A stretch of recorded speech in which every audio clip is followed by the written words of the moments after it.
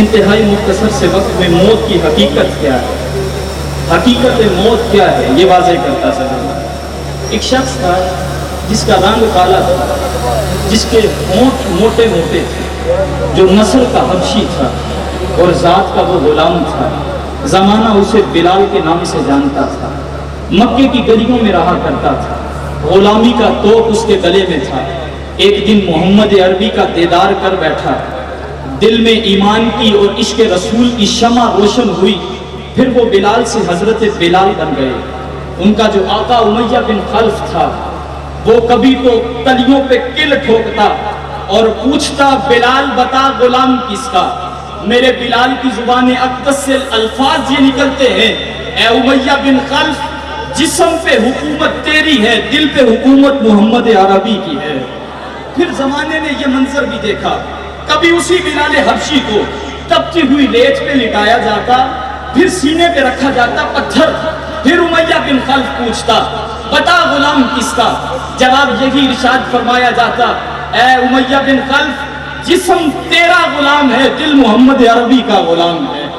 پھر چشم فلک نے یہ نظارہ بھی دیکھا کہ اسی بلال کے گلے میں رسی ڈال دی گئی اور مکے کی گلیوں میں اس بلال کو گھسیٹا جاتا ہے، اور پھر امیہ بن خلف پوچھتا ہے بلال بتا غلام کس کا؟ پھر میرے بلال جواب یہی دیتے ہیں، امیہ بن خلف، جسم تیرا غلام ہے، دل آمینہ کے لال کا غلام ہے۔ وہی بلال، زمانے نے یہ منظر دیکھا، میرے رسول صلی اللہ علیہ وسلم نے مؤذن اسلام مقرر فرما دیا۔ ایک وقت ایسا آتا ہے، صحابہ حضرت بلال کی بارگاہ میں حاضر ہوتے ہیں، کہتے ہیں بلال، جس محمد کی خاطر تپتی ہوئی ریت پہ تو لٹایا جاتا تھا، جس محمد عربی کی خاطر تیرے گلے میں رسی ڈال کے تجھے مکے کی گلیوں میں گھسیٹا جاتا تھا، کیا تجھے علم ہے وہ محمد اس دنیا فانی سے رخصت ہو گئے؟ بلال حبشی بے ہوش ہو کے زمین پہ تشریف لے آتے ہیں، صحابہ حضرت بلال حبشی کے پانی کے چینٹے چہرے پہ مارتے ہیں۔ جب ہوش آتی ہے، لوگ پوچھتے ہیں بلال کیا ہوا؟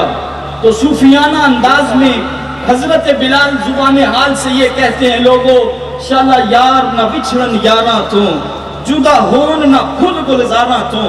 پھر حضرت بلال اذان دینا چھوڑ دیتے ہیں۔ وہ وقت بھی آتا ہے جب عمر فاروق رضی اللہ تعالیٰ عنہ کے دور اقدس میں بیت المقدس فتح ہو جاتا ہے۔ صحابہ کہتے ہیں امیر المومنین آج جشن ہونا چاہیے۔ میرے عمر فرماتے ہیں ہاں صحابہ آج جشن ہوگا، اور جشن اس انداز میں کہ وہ بلال جو حضور کے ظاہری حیات میں اذان دیا کرتے تھے، آج اسی باندھ پن سے مسجد اقصی میں کھڑا ہو کے بلال اذان دے گا۔ حضرت بلال کو اذان کا حکم دے دیا جاتا ہے، حضرت بلال اذان پڑھنا شروع کر دیتے ہیں، لیکن جب اشہد ان محمد رسول اللہ پہ پہنچتے ہیں، پھر بے ہوش ہو کے نیچے گر جاتے ہیں۔ صحابہ پھر ہوش میں لاتے ہیں، کہا جاتا ہے بلال اذان پوری کیوں نہ کر سکا، بے ہوش کیوں ہو گیا؟ بلال زبان حال سے پھر یہی فرماتے ہیں، شالا یار نہ بچھڑن یاراں تو، جدا ہون نہ کھل گلزاراں تو۔ پھر ایک وقت ایسا بھی آیا کہ حضرت بلال بستر مرگ پہ پڑے، بستر مرگ پہ پڑے، آپ کی زوجہ محترمہ آپ کے قدموں کی جانب بیٹھی ہیں، قریب المرگ ہیں۔ آپ کی زوجہ محترمہ کہتی ہیں بلال مجھے لگتا ہے آپ کی آخری سانسیں، اور ساتھ ہی آنکھوں سے آنسوؤں کی لڑی چلنے لگ جاتی ہے۔ میرے بلال پوچھتے ہیں رونے کا سبب کیا؟ کہا رو اس وجہ سے رہی ہوں کہ اب میرے سرتاج کا سایہ میرے سر سے اٹھ جائے گا، میں اپنے دکھوں کی کہانی کسے سناؤں گی؟ یہ موت کی حقیقت ہے جو میرے بلال نے بیان فرمائی۔ حضرت بلال جب یہ کلمات سنتے ہیں، بستر مرگ پہ پڑنے کے باوجود میرے بلال مسکرانے لگتے ہیں۔ آپ کی زوجہ کہتی ہے حضرت مسکرائے کیوں؟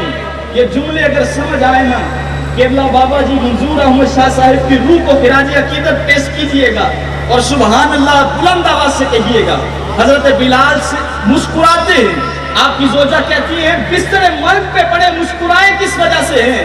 میرے بلال فرماتے ہیں میری زوجہ تیری آنکھوں سے آنسو اس وجہ سے بہے تھے کیونکہ تجھے یہ پتا چل گیا کہ اب میری روح میرے کفش عنصری سے پرواز کر جائے گی، لیکن آج بلال مسکرا اس وجہ سے رہا ہے کہ جب میرے روح میری جسم سے پرواز کرے گی، کتنے سال ہو گئے جس محمد عربی کی زیارت نہیں کہی، جسم روح سے نکلتے ہی، روح جب جسم سے نکلے گی اسی وقت بلال محمد عربی کی بارگاہ میں حاضر ہو جائے گا۔ لوکاں مینوں آن ڈرایا رات قبر دی کالی، پر میں سنیا اتھے انہیں آنا جندے موڈے کملی گالی۔